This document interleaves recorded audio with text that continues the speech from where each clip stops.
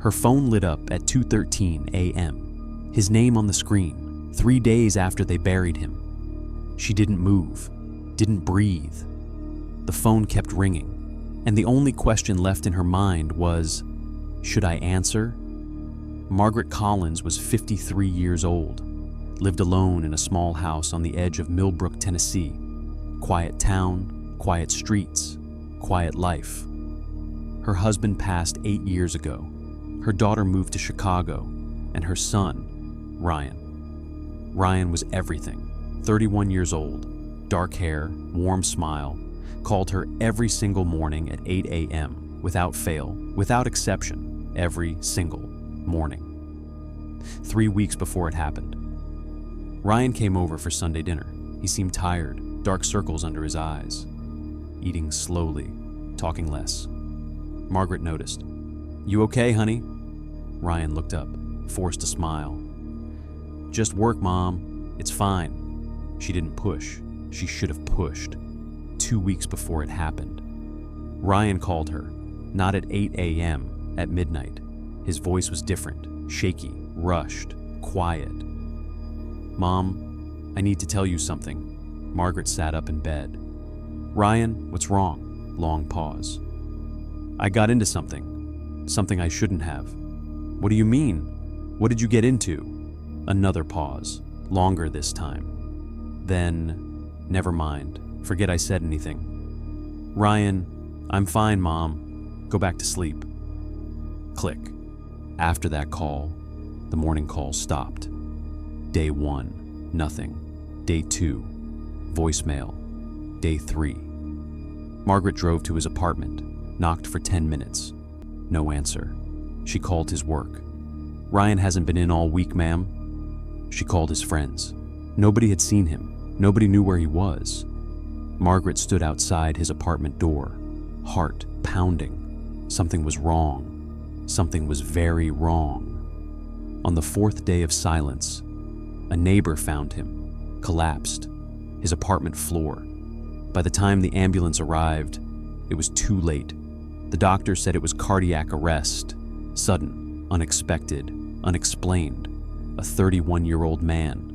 No history of heart problems, no warnings, just gone. The funeral was on a Thursday. Gray sky, cold wind, wet grass. Margaret stood at the grave and felt nothing. Not because she didn't love him, but because her mind refused to accept it. This isn't real. This can't be real. People hugged her. People cried.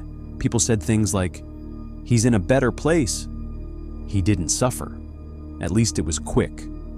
Margaret smiled at every single one of them and felt absolutely nothing. That night, Margaret sat in her living room. Ryan's photo on the coffee table, his 8 a.m. coffee mug still on the shelf. Unwashed. She couldn't wash it. She turned off the lights, went to bed, and stared at the ceiling until 2 a.m. Then her phone buzzed, screen lit up. She looked down. Ryan calling. Margaret stopped breathing. She blinked, looked again. Ryan calling. The phone rang 4 times, then stopped. Margaret sat completely still for a very long time. By morning, Margaret had convinced herself someone stole his phone. It happens. People rob the dead. It's sick, but it happens. She called Ryan's number back. It rang, and rang, and rang. No answer. She called the police. The officer was polite, sympathetic. "Ma'am, we understand how difficult this time is. These things have explanations. Grief can make us see things that aren't there." Margaret hung up, sat down, looked at her phone, and waited. The second day after the funeral, nothing happened.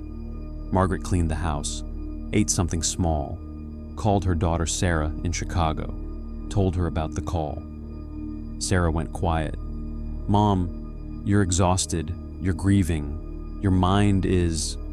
"Sarah," his name was on my screen. "Mom, Ryan's name, on my screen. Get some rest, okay? I'll come visit next week." Margaret put the phone down, looked out the window. The street was empty, dark, still. Margaret had barely fallen asleep. When the phone lit up again, 2:13 a.m., exact same time as before, she grabbed it, hands shaking. "Ryan calling." She stared at it. 4 rings, 5 rings, 6. She answered. Silence. Complete silence. Then, static. Low. Distant. Constant. Like wind through an empty room. Margaret pressed the phone harder against her ear. "Ryan?" Nothing. "Ryan, is that you?" The static shifted. Something underneath it. Breathing? A voice? She couldn't tell. Then the call ended. First thing in the morning. Margaret drove to the phone company, asked them to check Ryan's number. The woman behind the counter typed for a long moment, then looked up. "Ma'am, that number has been disconnected." "Disconnected?" "Yes, ma'am, since last week." Margaret leaned on the counter. "Then explain to me how it called my phone. Twice." The woman blinked, typed again, frowned. That shouldn't be possible. There's no record of any outgoing calls from that number." "None." Margaret drove home in silence. She still had Ryan's spare key. She'd had it for years. She drove to his apartment, let herself in. The place was quiet, exactly how the paramedics had left it. A coffee cup on the counter, a jacket on the chair, his phone was on the kitchen table. Dead, cracked screen, completely dead. Margaret picked it up, held it. Tears started coming. Then she noticed something on the desk behind the couch. Papers, a lot of them. Margaret sat on Ryan's couch and started reading. Notes, printed emails, handwritten pages. Ryan had been documenting something for months. A name appeared over and over, Harlan Voss. She didn't recognize it. She kept reading. Ryan had found something at work. Financial records, transfers, accounts. Numbers that didn't add up. Someone at the company was moving money. A lot of money. And Ryan had found out. He'd printed everything. Had dates, names, account numbers. The last page was a handwritten note. Messy, rushed, like he wrote it fast. "If something happens to me, Harlan Voss, company CFO, he knows I have this. I think he's been watching me.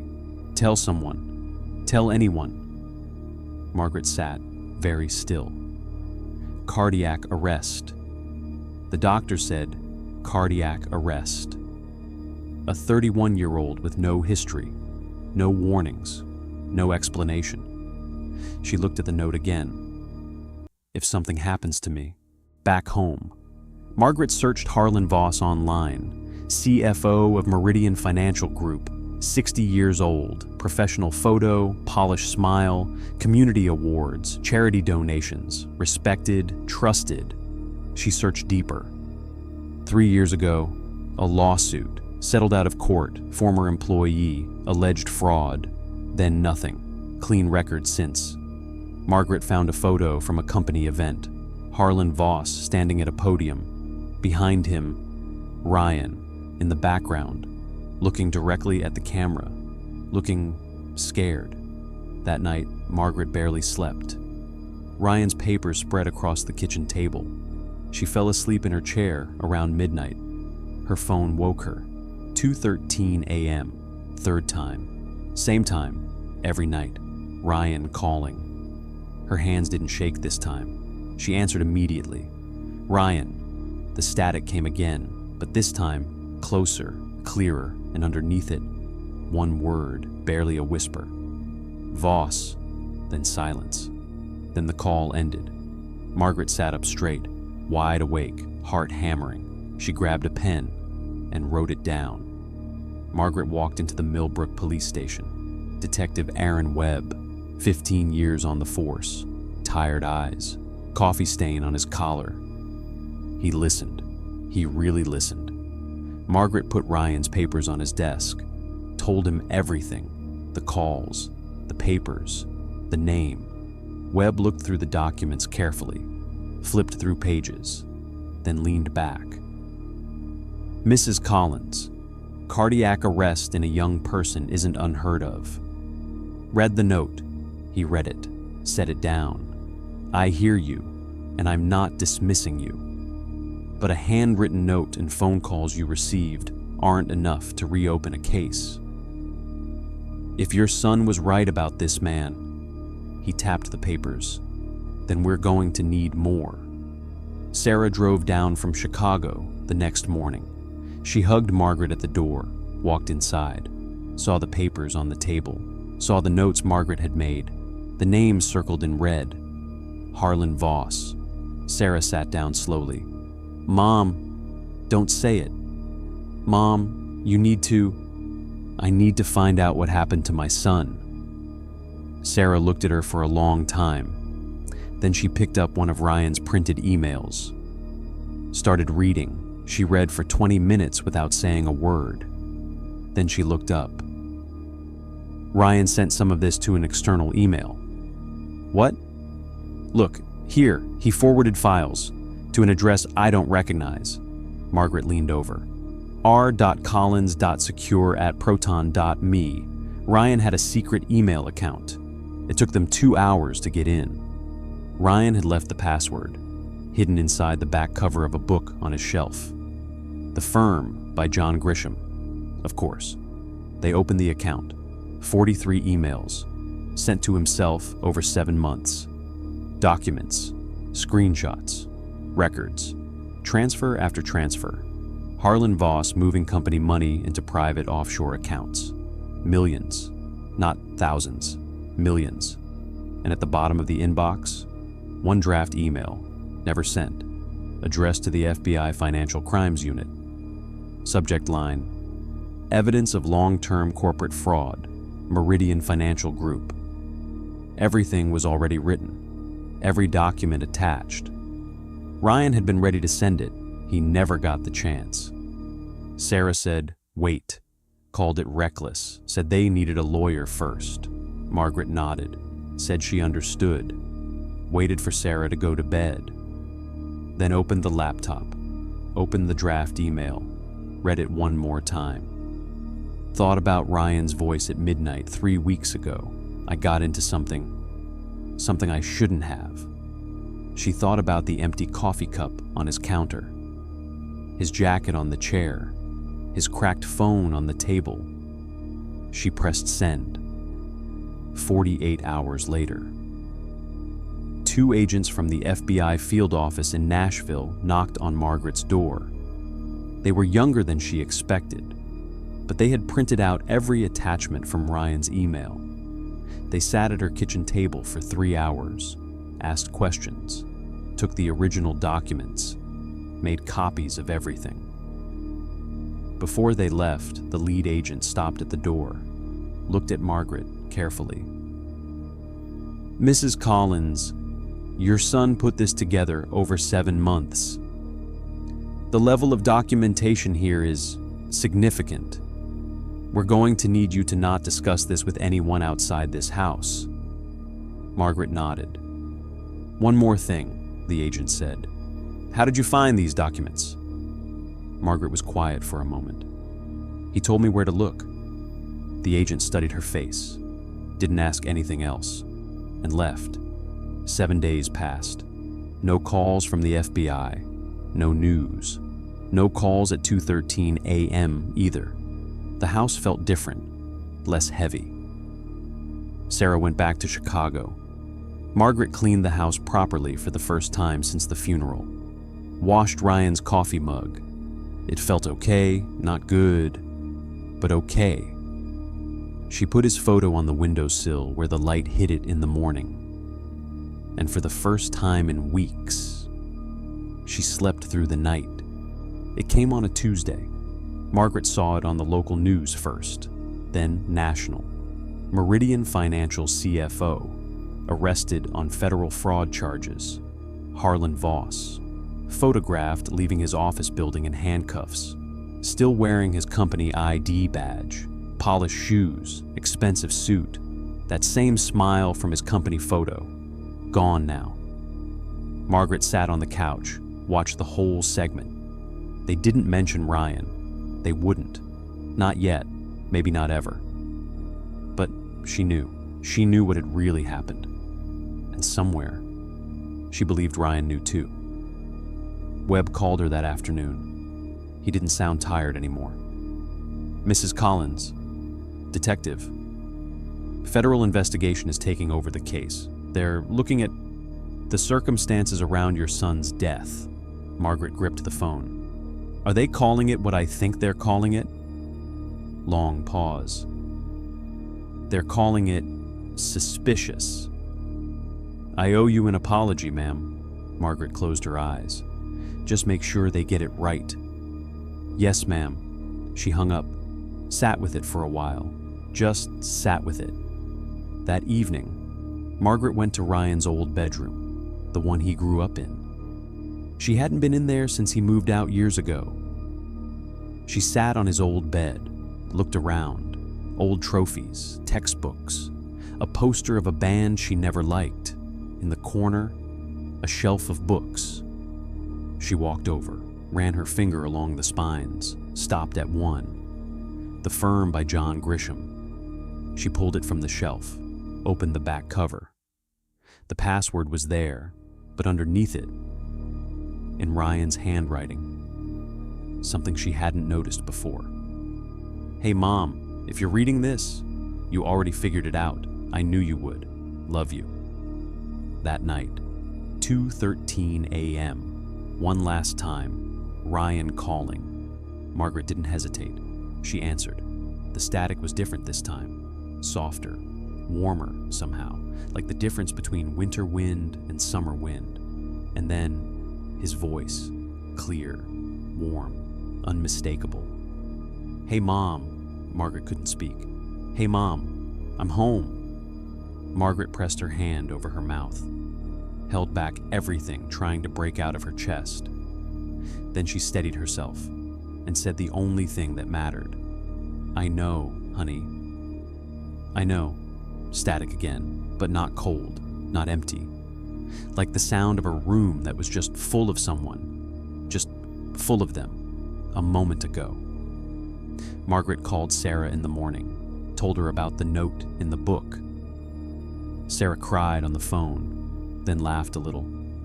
That is so Ryan. I know. Writing a message and hiding it like a puzzle. He knew I'd find it. Yeah, long quiet. Mom, the calls? I know. Do you think it was really... I don't know what it was, Sarah. Pause. But it helped me find what I needed to find. Yeah. Another long quiet. He always looked out for you. He did.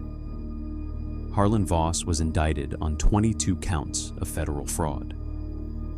The investigation into Ryan's death was officially reclassified. Margaret sat in Detective Webb's office again, different energy this time. Webb slid a folder across the desk. Margaret opened it, read the first page.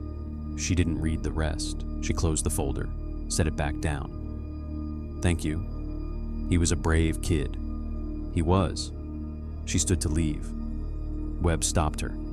Mrs. Collins. She turned. How are you doing? Margaret thought about it.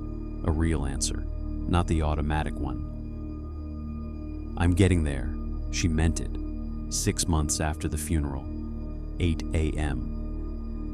Margaret's phone buzzed. She looked down. Sarah calling. She answered. Good morning, Mom. Margaret smiled. Good morning, baby. Just checking in. I know. You eat breakfast yet? I was just about to. Good. Quiet.